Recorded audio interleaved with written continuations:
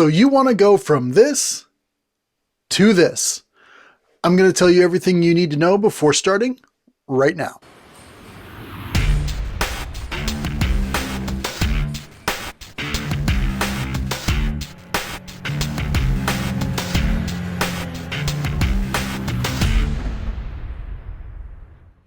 Welcome back, Remodelites, to another episode of Quick Tip Tuesday, where I dive into your questions, comments, and concerns. I'm Dave with Remodel Media, and since 2005, I've been helping people put together kitchens, baths, outdoor kitchens, and various other home renovation projects. I'm on a mission to eliminate remodel regret, and I do that by bringing you the latest tips, tricks, and products for your home remodel. So if you're new here, consider subscribing and ring that bell for notifications so you never miss an episode. In a recent comment, Victoria L. Johnson asked, how can I replace a 36-inch stainless undermount sink with a 33-inch stainless apron front sink?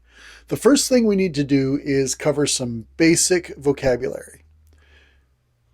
Base cabinets are, as the name suggests, cabinets that sit on the floor below the wall cabinets. There's a difference between a sink base and a standard base cabinet. A standard base cabinet usually has one or two doors and a drawer on top. There are, of course, many variations to this, but for now, let's stick to the basics. Sink cabinets oftentimes look the same on the outside, but when you open them up, there's no drawer or shelves. It's just a straight empty space. This, of course, is so you can have room for the sink and the plumbing underneath. There are a few sizes of sink base available out there, but by far the most common one is 36 inches wide by 24 inches deep, front to back, and 34.5 inches tall. Now, Victoria, you said one thing I'm not quite certain is accurate, and that is that you had a 36-inch undermount.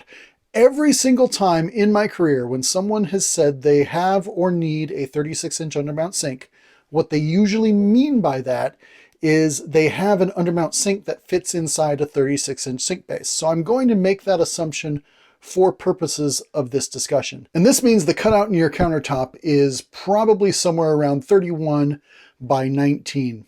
Give or take.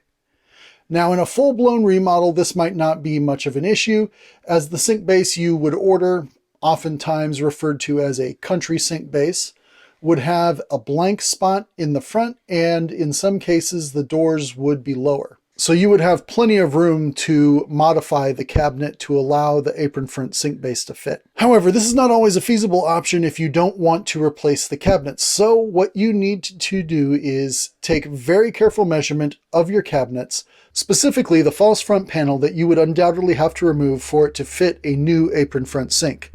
When you stop to consider the fact that many apron front sinks are 9 to 10 inches deep, and you may only have 7 to 8 inches to work with, we've got a problem. A math problem.